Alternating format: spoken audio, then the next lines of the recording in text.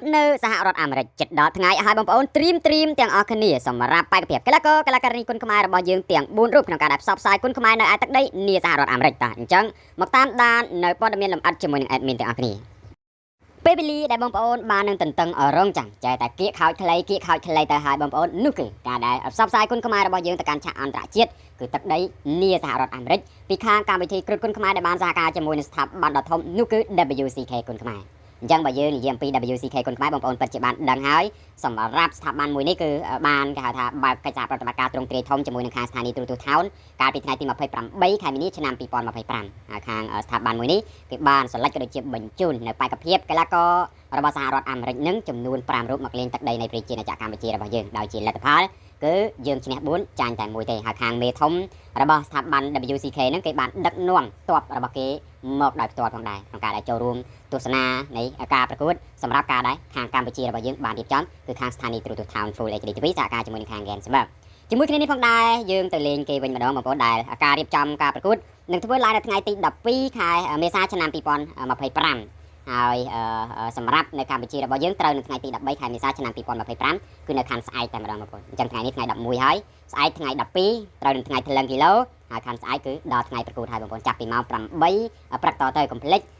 ចូលរួមទស្សនាឲ្យបានច្រើនប្រកបដើម្បីជាផ្នែកមួយក្នុងការដែលយើងជួយជ្រោមជ្រែងនិងបន្តដំណើរវែងឆ្ងាយក្នុងការដែលផ្សព្វផ្សាយគុណខ្មែររបស់យើងឲ្យកាន់តែមានភាពទូលំទូលាយបន្ថែមទៀតជាមួយគ្នាសម្រាប់បេក្ខភាពកីឡាករនីទាំង4រូបយើងឃើញហើយគឺប្រកួតដណ្ដើមខ្សែក្រវ៉ាត់ទាំង4រូបតែម្ដងបងប្អូនដែលនៅក្នុងនោះកីឡាករនីអេយ៉ានុតត្រូវប៉ះជាមួយនឹងកីឡាករនីដែលមានឈ្មោះថាហ្វាយ៉ាដាអានការប្រកួតក្នុងប្រភេទទម្ងន់55គីឡូក្រាមដណ្ដើមខ្សែក្រវ៉ាត់គុណខ្មែររបស់យើងអញ្ចឹងយើងចាំមើលថាអេយ៉ានុតនឹងអាចយកខ្សែក្រវ៉ាត់បានដែរឬយ៉ាងណាអញ្ចឹងមានតែការប្រកួតជាក់ស្ដែងនៅលើសង្វៀនតែប៉ុណ្ណោះហើយមួយគូទៀតបងប្អូនគូដណ្ដើមខ្សែក្រវ៉ាត់គុណខ្មែររបស់យើងផងដែរនោះគឺរឿងសុភ័ណ្ឌមេធីមដៃភ្លើងជើងរន្ទះត្រូវប៉ះជាមួយនឹងកីឡាករហ្សាណេអុបឡុនស្គីហើយការប្រកួតរបស់កីឡាកររឿងសុភ័ណ្ឌក្នុងប្រភេទទម្ងន់70គីឡូក្រាមអញ្ចឹងចាំមើលថាមេធីមនឹងធ្វើបានល្អដល់កម្រិតណាសម្រាប់ការប្រកួតរបស់គាត់នៅឯទឹកដីនាសហរដ្ឋអាមេរិកហើយសម្រាប់មួយគូទៀតបងប្អូនដែលប្រកួតដណ្ដើមខ្សែក្រវ៉ាត់ស្ថាប័នលំដាប់ថាពិភពលោក WCK នោះគឺធុនរទ្ធីអញ្ចឹងអ្នកលេងកណ្ដាប់ដៃបេតុងធុនរទ្ធីត្រូវប៉ះជាមួយនឹងកីឡាករអេស្យ៉ាឌីនបេកតេស៊ីការប្រកួតគឺធ្វើឡើង5ទឹកបងប្អូនអាចនឹងមានភាពតានតឹងបន្តិចសម្រាប់ធនធានដោយសារតែការប្រកួតកន្លងទៅដោយដែលបងប្អូនបានដឹងហើយធនធានគាត់លេងតាមបែបលក្ខណៈគេហៅថាហ្គាំងតូចមួយចានទឹកមួយចានគោកបងប្អូនបើសិនជាក្នុងលក្ខខណ្ឌមួយឲ្យតែចូលពេញស្នាប់ហើយគឺអាចទៅដោយមិនដឹងខ្លួនគ្រប់វិនាទីប៉ុន្តែ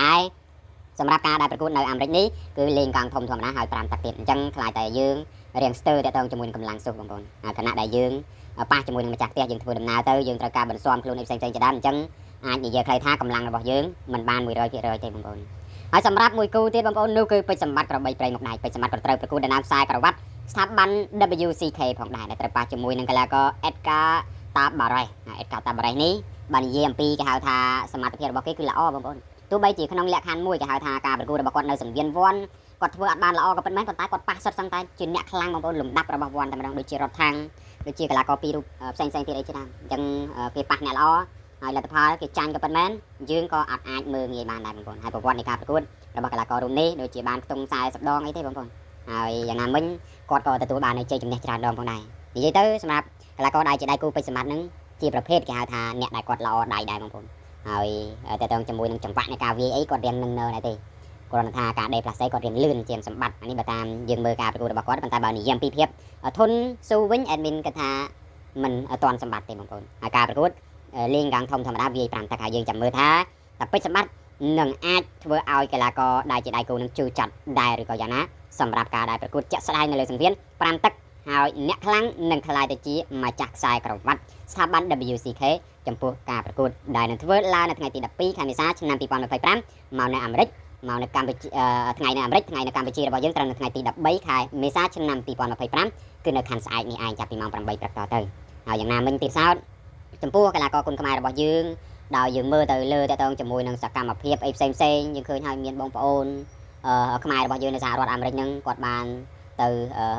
ជួបកីឡាករគុណខ្មែររបស់យើងច្រើនរូបខ្លាំងមែនទែនហើយអ្នកខ្លះក៏មានជាចំណីចំណុកម្ហូបអាហារការលើកទឹកចិត្តផ្ដល់ជាការឧបត្ថម្ភអីផ្សេងយើងឃើញហើយស្មារតីខ្មែរជួយខ្មែរទៅដល់ណាក៏មិនចោលគ្នាដែរបងប្អូន អញ្ចឹងនេះហើយគឺជាគេហៅថាចំណុចវិជ្ជមានមួយសម្រាប់វិស័យក្បាច់គុនខ្មែររបស់យើងក៏ដូចជាដំណើរវែងឆ្ងាយក្នុងការដែលបោះជំហានទៅមុខជាបន្តបន្ទាប់ហើយយ៉ាងណាមិញទៀតសោតចំពោះការដែលរៀបចំនេះក៏ទទួលបាននូវការគាំទ្រយ៉ាងពេញទំហឹងពីខាងអ្នករៀបចំកម្មវិធីជាពិសេសគឺមេតំបន់នៅទីក្រុងឡុងប៊ិចហ្នឹងតែម្ដងអញ្ចឹងពិតជាល្អខ្លាំងមែនទែនដោយយើងបានបន្តដំណើរក៏ដូចជាឈានជំហានទៅមុខជាបន្តបន្ទាប់សម្រាប់ការដែលផ្សព្វផ្សាយនិងការដែលគាំទ្រយ៉ាងពេញទំហឹងពីខាងស្ថាប័នរបស់គេក៏ដូចជាអ្នកគ្រប់គ្រងតំបន់ផ្សេងៗជាដើមអញ្ចឹងទៅដូច្នេះចំពោះ admin ក៏មានតែប៉ុណ្្នឹងដែរជាចុងក្រោយមានតែពាក្យជូនពរដល់កីឡាករកីឡាការិនីរបស់យើងទាំង4រូបមានអេយ៉ានុតរឿងសាភ័ណ្ឌធនធាននិងពេជ្រសម្បត្តិឲ្យទទួលបាននៅជ័យជំនះសម្រាប់ការប្រកួតថ្ងៃ13ខែមេសាឆ្នាំ2025គឺនៅខាងស្អែកនេះហើយថ្ងៃស្អែកគឺជាថ្ងៃដែលថ្លឹងគីឡូហើយបងប្អូនអញ្ចឹងបងប្អូនអាចចូលរួម comment ជាពាក្យជូនពរលើកទឹកចិត្តផ្ដល់កម្លាំងចិត្តដល់កីឡាករគុនខ្មែររបស់យើងម្នាក់មួយផងជាចុងក្រោយសូមជម្រាបលា